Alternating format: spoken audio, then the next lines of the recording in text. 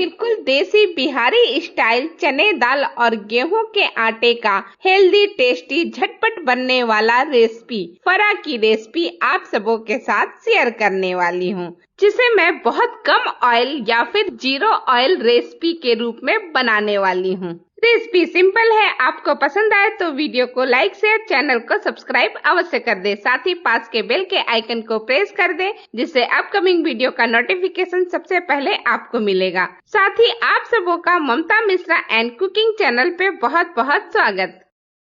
इस रेसिपी को बनाने के लिए सबसे पहले हम डो तैयार करते हैं और डो होगा गेहूं के आटे का। तो इसके लिए इस कप से माप करके 2 कप हमने ले लिया है गेहूं का आटा और इसमें थोड़ा थोड़ा पानी ऐड करते हुए एक सॉफ्ट सा डो बना करके रेडी करेंगे। बहुत ही आराम से और बहुत ही इजीली ये डो बन करके रेडी हो गया है। अब इसे ढक करके एक साइड में रखते हैं कम से कम आधे घंटे के लिए। जब तक डो सेट होता है चलिए हम चने दाल को देख लेते हैं। तो चना दाल हमने 1 कप के करीब लिया था और इसे 7 से 8 घंटे पहले अच्छी तरह से 2 पानी धोने के बाद भिगो करके रख दिया था और अब ये बिल्कुल रेडी है। तो इसका पानी हमने निकाल लिया है और अब चने दाल को हम डालेंगे मिक्सी के जार में। बीच वाला जो जार होता है ना, उसी का प्रयोग कीजिएगा। अब इसमें हम थोड़े मसाले के लिए कुछ चीजें डाल रहे हैं, जैसे 4 हरी मिर्च, 1 इंच अदरक के टुकड़े को छील करके छोटा छोटा कट कर लिया है, 10 से 12 लहसुन की कलियां और सबको हम डाल देंगे मिक्सी के जार में और थोड़ा थोड़ा पानी ऐड करते हुए हम इसका एक बढ़िया सा स्टफिंग बना करके रेडी करेंगे।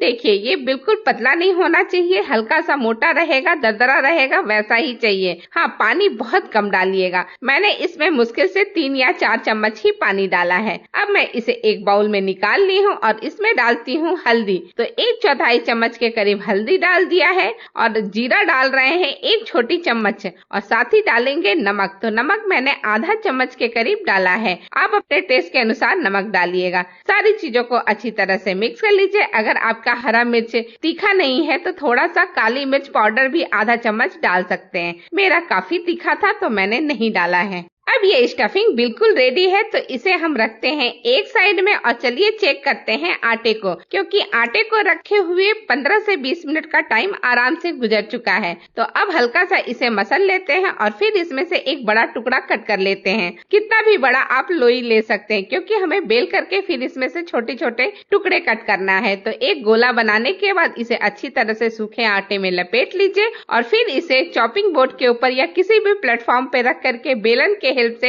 एक बड़ी सी रोटी बेल करके हम रेडी करेंगे। रोटी हम बहुत पतली नहीं करेंगे, जितना पराठा बनाने के लिए हमें मोटा चाहिए उतना मोटा ही हम रखेंगे। अब ये देखिए बहुत ही अच्छी तरह से एक बड़ा सा रोटी बन गया है। अब इस तरह से ले लीजिए किसी भी डब्बे का ढक्कन, जो कि एज जो होता है उसका शार्प होना चाहिए, जिससे अच्छी तरह से काटने में आराम रहे। अब इस तरह से रोटी के ऊपर रख करके गोल गोल सी छोटी छोटी पूड़ियां या रोटी बना करके रेडी कर लीजिए। एक्स्ट्रा आटा हटा दीजिए जो दूसरी बार में यूज हो जाएगा।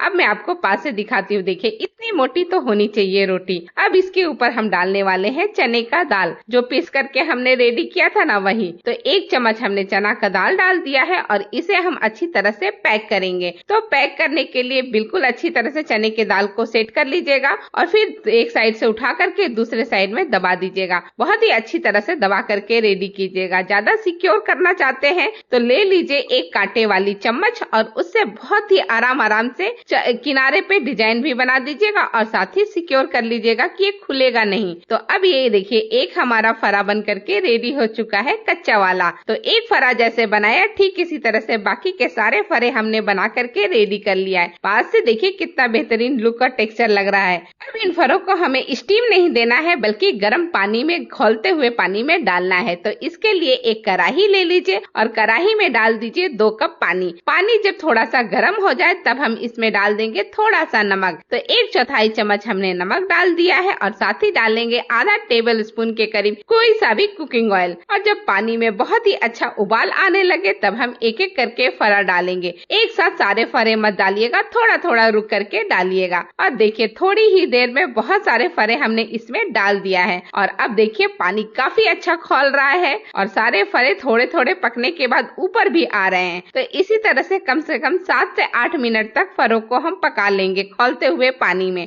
फरों को पकते हुए 7 से 8 मिनट का टाइम हो चुका है। ये देख करके ही लग रहा है अच्छी तरह से पक गया है। तो थोड़े थोड़े फरे हम निकाल करके इसे एक छन्नी में रखते जाएंगे। बहुत स्लीपी होता है गेहूं के आटे के फरे, तो इसका आप खास ख्याल रखिएगा, थोड़ा थोड़ा ही करके निकालिएगा। और ये दूसरी बार में भी मैंने बाकी के बचे हुए फरे निकाल लिए हैं। ये रहे सारे के सारे फरे। इसे थोड़ा ठंडा करेंगे और जब ये थोड़ा ठंडा हो जाए तो इन फरों को देखिए लुक कैसा हो जा रहा है ठंडा होने के बाद। तो अब हम इन्हें कट करेंगे। तो कट करने के लिए इस तरह से फरे को ले लीजिए और एक फरे में या तो आप 4 टुकड़ा कीजिए या फिर आप 3 टुकड़ा कीजिए, या कभी कभी हम 2 टुकड़े में भी इसका काम कर सकते हैं। फरे को अच्छी तरह से काटने के बाद जैसे देखिए एक का काटा है वैसे ही बाकी सबका मैंने कट करके रेडी कर लिया है। इन फरों को आप ऐसे भी खा सकते हैं बिना किसी तामझाम के, बिना इसे फ्राई किए हुए। बिल्कुल बढ़िया लगता है और बहुत टेस्टी लगता है हरी धनिया की चटनी के साथ। नहीं तो फरे को खाने का एक और तरीका है इसे हल्का सा फ्राई करके, या फिर डीप फ्राई भी कर सकते हैं। मैं सैलो फ्राई ही करके दिखाती हूँ। तो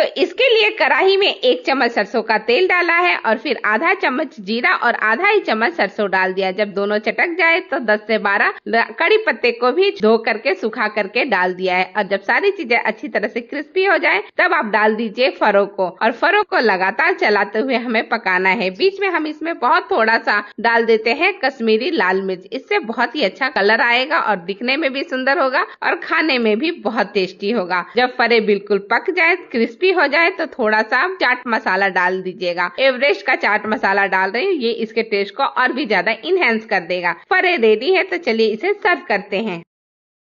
ये लीजिए गर्मा गर्म बहुत ही स्वादिष्ट फरों को मैंने सर्व किया है एक प्लेट में। पास से इसका लुक और टेक्सचर देखिए बहुत ही कमाल का है। इसे टी टाइम स्नैक्स के रूप में खाइए या फिर आप लंच, डिनर और ब्रेकफास्ट में खाइए, सब रूप में बहुत टेस्टी लगता है। इसी के साथ वीडियो समाप्त करती हूँ। आप सबों का धन्यवाद। Thank you.